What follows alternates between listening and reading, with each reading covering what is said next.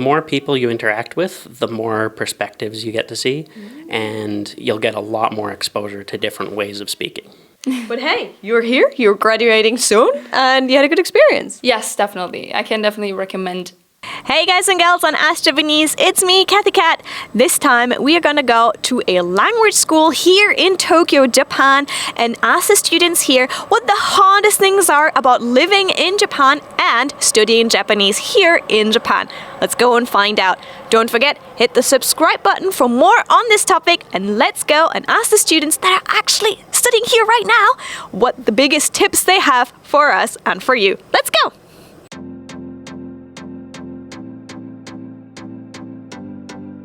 As far as learning goes, get ready to make lots of mistakes. Reevaluate your goals, not to give up on them, but you will learn new things that help make your goals more reachable. As far as moving to a completely different country, coming here to Japan, the biggest challenge I had was I didn't know anybody in Japan, and finding a lot of places are going to require that you have an emergency contact that can speak Japanese, and that can be very difficult. The more people you interact with, the more perspectives you get to see, and you'll get a lot more exposure to different ways of speaking.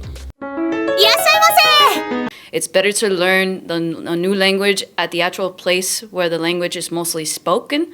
And I've learned a lot, and then, yeah, the teachers don't speak any English whatsoever. So it was forced like Japanese. And it's like you try to ask the question that you want to like figure out. There's a word you're confused. It's like, Sensei, wakarimasen. And it's like they try to repeat themselves and try to clarify in the best way possible. And that I really appreciated, it's a lot, but I like it a lot. It's a good challenge.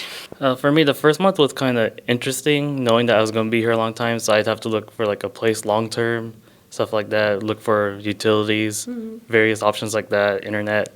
And it's like finding out transportation, the best way to get there. And then kind of just exploring the general area to get to know where everything is. Pretty much that's what I spent the first month or two doing, just exploring around the area and getting used to living in Japan. I actually had asked help to find an accommodation for where I was going to be living. So currently right now I live in a share house. And it's been nice. The first day that I got here was very overwhelming. Lack of sleep, I can't focus, and then trying to find the hotel I was staying in for one night, and then having to find the headquarters of where the share house was located. It was kind of hard finding everything with suitcases in hand. It was nuts. Yeah, the first month was a little overwhelming, but I soon got used to it, and it became more of like, it's now routine. I made it more like a routine now. Like I got to know my neighborhood and stuff, so it was fun. Because I wanted to study here long term. So I would have to get a student visa and go through that entire process with immigration and stuff. So I was trying to figure out if it was better to use like a company to go through that process with, or just to go straight by myself with the school or whatever. And I was watching some YouTube videos and I saw Internationally Me, and they had a video with Take Me to Japan with Sayaka. And then I was like, oh, I'll go check this site out. And I sent an inquiry email about it, asking like, do I want to go through a company or not? And with the first email that Sayaka sent, she was like so accommodating, so helpful. Oh, she's definitely really trying to help me get to Japan. I had a lot of other schools planned. I asked Sayaka about it, and then I asked her if she had any recommendations that fit the criteria I was looking for. It's more of a laid back, but you still learn how to speak, write, learn some kanji on the way. I was like, okay, I'll check it out, and looked at the website. Everything looked great. I was like, I definitely want to try that. And she went, I would say, above and beyond my expectations of helping me get to Japan. Oh, I couldn't have done as well as Sayaka. I'm not gonna lie, because her and I, we've been messaging each other since I first applied, and so her and I, we've been messaging each other just like how she was with Max. She's been helping me, giving me proper information, what the requirements is, and make sure I get like everything I practically need, and also information about like the residency as well. Like since I'm only here for 3 months, I can do the temporary visa, which is like only for 3 months exactly. So I was actually very fortunate enough to actually take advantage of that. After that, like it was just all the process of making sure I did my insurance, getting my insurance, getting like accommodations done, making sure I save enough money for my rent and survival, all that fun stuff. And not gonna lie, kind of wish I could have gotten like a part-time job, but since I'm only here temporary visa, it's not possible. hiragana and katakana before would be great, but you don't have to. And the first 2 weeks, it was just like, what is happening? Everything's in Japanese, and you're like, I'm lost. Ah! Yes. Thank God I studied beforehand and learned before on my own. But there was one girl in my class, she was like, I have no idea what's happening. So a bit of pre-prep before coming is advisable. Yes, that would be nice. At least hiragana and katakana, which is the basic of the basic, but stuff for insurance and for the house, moving out. Yes. At the beginning, I did 3 months of staying in a shared house organized by the school. But I found out that it was quite expensive, and so it was a little bit more research on my own and moving out and going to the city hall, and that was a tough call. Oh yeah, there's a lot of other things. But hey, you're here, you're graduating soon, and you had a good experience. Yes, definitely. I can definitely recommend everybody to come here. Try studying it as much as you can. It's a beautiful language, and Japan's great. Okay, so you said you researched a lot of schools and everything. What was like your final step of actually coming here? I found this really, really great page of Take Me to Japan. I researched a lot, and there is a ton out there, but then you get like to the point to come to Japanese websites and you're like, I don't know what's happening. You're like, I can't read this. Yes, and I tried a little bit of like Google Translate, but I don't know why Japanese websites they upload pictures with text on them, so you cannot even Google Translate that. At the end, Take Me to Japan was so organized. They give you questions, you have to answer, and then they say, okay, this course might be for you and this course might be for you. And then I just picked the one that I liked the most. And the emails were so quick and so convenient, so it was like, I don't even have to look anymore because I just feel so comfortable with how this is working out.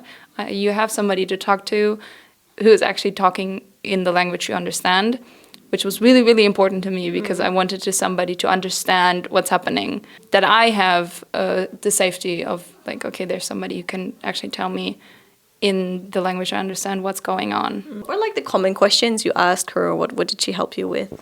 The common questions for the classes was, what do you want it for? Because I had business level classes, beginner classes, and obviously at first you start at a beginner, but then it goes like to what kind of thing you want to do afterwards.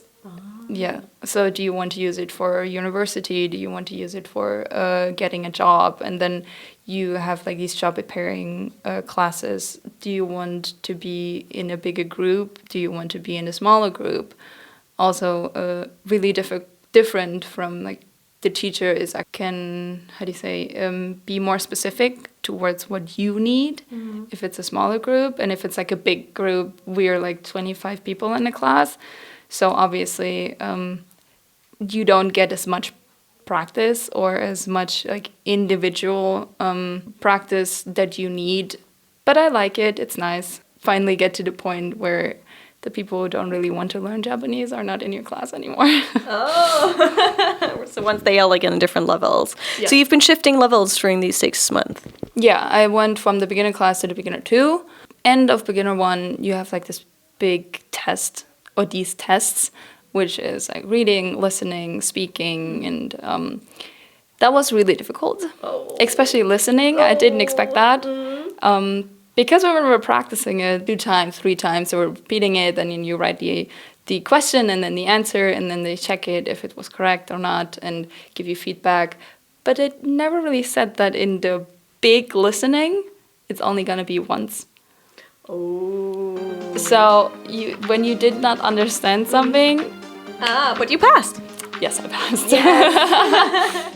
Make friends. Make social circles. I know quite a lot feel very uncomfortable going out, being the first one to make friends, but Japanese people, they are even more shy than you might be. So on that note, doing the first step on actually approaching them will get you so much further.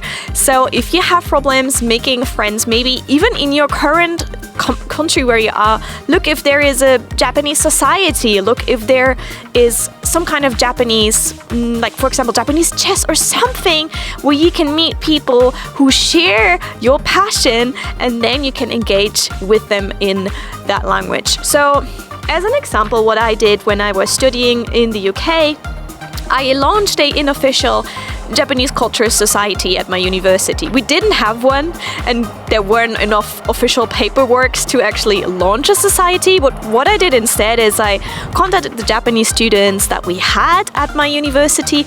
I contacted the students that were interested in learning Japanese or that actually could speak the language at least a little bit, and I invited them all around in my garden, and we had a big Easter picnic.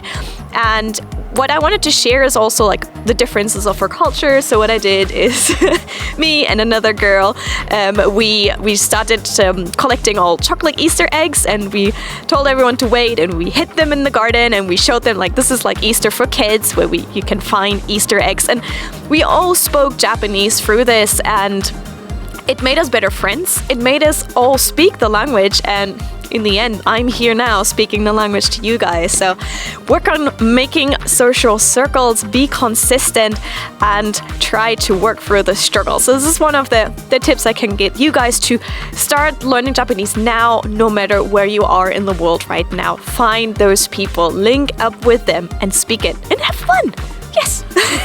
Good luck with your studies. So, hello, Sayaka. Hello.